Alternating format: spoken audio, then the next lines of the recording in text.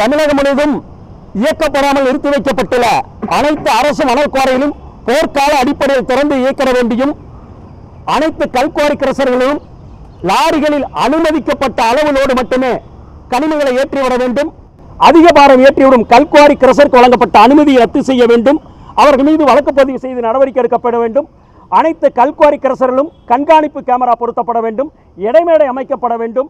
மேலும் தமிழகத்தில் இங்கிருந்து பார்த்தீங்கன்னா கோவை, திருப்பூர், திருநெல்வேலி, கிருஷ்ணகிரி, இங்கெல்லாம் பார்த்தீங்கன்னா கிருஷ்ணகிரியிலிருந்து ஒசூருக்கும், திருநெல்வேலி சைடு கோயம்புத்தூர்ந்து பார்த்தீங்கன்னா ஆயிரக்கணக்கான லாரிகளில் அனுமதிக்கப்பட்ட அளவுக்கு மேல் கேரளாவுக்கு அதானி போர்ட்டுக்கலாம் எம்சாண்ட், பீசாண்ட், போல்டர்ஸ், ஜல்லி எடுத்து செல்வதால் தமிழகத்திற்கு குறிப்பாக ஆண்டுக்கு அரசுக்கு 25,000 கோடி ரூபாய் வருவாய் இழப்பு ஏற்படுகிறது.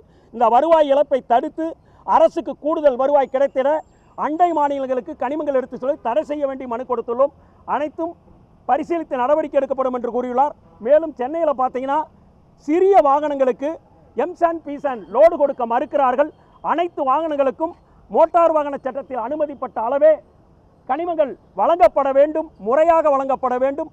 அனைத்து வாகனங்களுக்கும் டிரான்சிட் ஃபார் ஜிஎஸ்டி பில்லுடன் கட்டணம் இல்லாமல் கொடுக்கப்பட வேண்டும் வலியுறுத்தி கனிமவளத்துறையில் புதிதாக பொறுப்பேற்றுள்ள மோகன் சார் அவர்களிடம் மனு கொடுத்துள்ளோம். அனைத்து கோரிக்கைகளும் பரிவோடு கேட்டார். விரைந்து நடவடிக்கை எடுக்கப்படும் என்று தெரிவித்துள்ளார். செல்லராஜாமணி, தலைவர், தமிழ்நாடு மணலாரி உரிமையாளர் சம்மேளனம். நீங்க வந்து கோரி திறக்கணும் அப்படின்னு நீங்க கோரிக்கை வைக்கிறீங்க. ஆனா ஒருபுறம் தென் மாவட்டங்கள்ல ஒட்டுமொத்த மலையை அழிச்சு காலி பண்ணிட்டாங்க.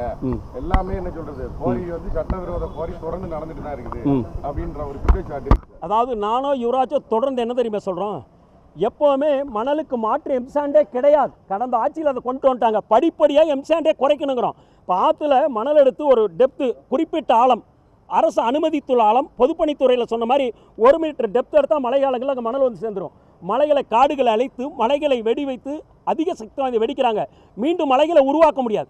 அதனால எம்சாண்டே வேண்டாம், ஆற்று மணலே நமக்கு போதும், தேவையான மணல் இருக்குன்னு தான் எங்களுடைய வாதம். நாங்கள் அந்த கோரிக்கையை கேட்கல. வேறு வழி இல்லாதனால, இப்போ எங்களுக்கு மணல் இல்லாதனால எம்சாண்டு கூட என்ன சொல்கிறோம், முறையாக வழங்கப்பட வேண்டும். 1300 பிளான்ட்டுக்கு தான் அனுமதி கொடுத்துருக்காங்க. 4000க்கும் மேற்பட்ட கிரசர்கள் அனுமதி பெறாமல் தரமற்ற எம்சாண்ட் அரைத்து விற்பனை செய்கிறார்கள். அதை கண்டடித்து நடவடிக்கை எடுக்க வேண்டும். இப்போ வாகனங்களில் போனால் சரியான வாகனம் இல்லைன்னு ஓட்டுநர் கைது செய்யப்பட்டு சிறையில் அடைக்கிறான். ஒரு லோடு எடுத்துக்கிட்டு போகிறோன்னா. ஆனால் நூற்றுக்கணக்கான லோடு, ஆயிரக்கணக்கான அடி போய் எடுக்கிறவனுக்கு ஃபைன் தான் விதிக்கிறாங்க. அவன் மேலே குற்ற நடவடிக்கை கிடையாது. சட்ட திருத்தத்தை கொண்டு வர வேண்டும் தான் நாங்கள் வலியுறுத்தி கேட்டுக்கிட்டு வரோம்.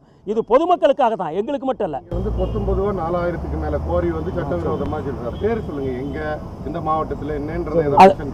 அதுதான் வந்து இப்போ இங்கே செங்கல்பட்டு மாவட்டம் எடுத்தீங்கன்னா 269 கிரஷர் இருக்கு, லிஸ்ட்டே கொடுத்துருக்கு. இது பொல்யூஷனில் கொடுத்தது. ஆனால் வெறும் 35 பேருக்கு தான் அனுமதி கொடுத்துருக்காங்க. காஞ்சிபுரம் பார்த்தீங்கன்னா 162 கிரஷ் யூனிட் இருக்குது, பொல்யூஷன் சர்டிஃபிகேட் இருக்குது. ஆனால் கனிமவளத்துறை அனுமதி கொடுத்து 28 பேர் தான். விழுப்புரத்தில் பார்த்தீங்கன்னா 200க்கு மேற்பட்ட கிரஷருக்கு 7 பேர் தான் இருக்கா. இவர் ஏற்கனவே மாவட்ட ஆட்சியராக இருந்தாலும் அவர் கொடுத்துருக்கோன்னு நோட் பண்ணியிருக்கார். இது எப்படி இந்த கண்டறியப்பட வேண்டும்?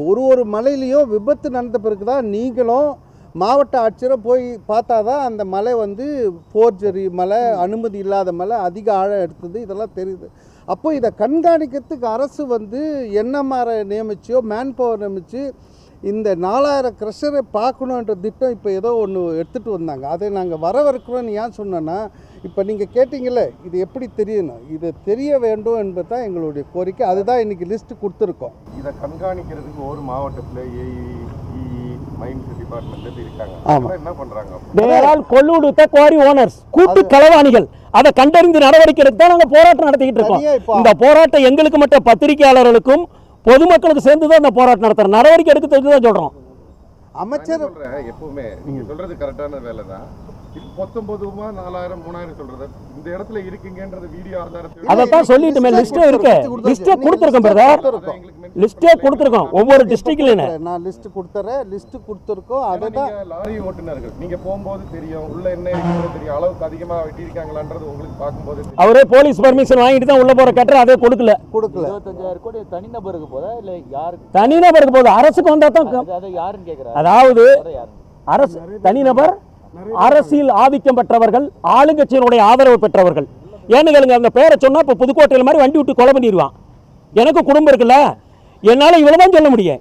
இதுக்கு மேல அரசு அதிகாரி எதுக்கு இருக்காங்க? உளவுத்துறை போலீஸ் எதுக்கு இருக்காங்க? அவங்க தானே கண்டறியணும். இப்போ போலீஸ் எனக்கு மிரட்டல் இருக்குன்னு யுவராஜ் மனு கொடுத்தாரு. எது கொடுத்தாரு? கனிமவள கொள்ளை கண்டிச்சு கொடுத்தவன பூரா கொண்டுகிட்டு வர்றான். நீங்க என்ன யாருன்னு கேட்டு இப்போ எங்களையும் முடிக்க பார்க்குறீங்களா? பத்திரிகை ஊடகத்துறை தான் எங்களுக்கு சப்போர்ட்டாக இருக்கீங்கன்னு நினச்சிக்கிட்டு இருக்கோம். இந்த ஊழலாம் நீங்கள் தான் வெளிச்சத்துக்கு கொண்டு வரீங்க. இதுக்கு மேலே அரசு தூங்கி கொண்டிருந்தால் நான் எதுவும் சொல்கிறதுக்கு இல்லை. அவ்வளோதான். தேங்க்யூ.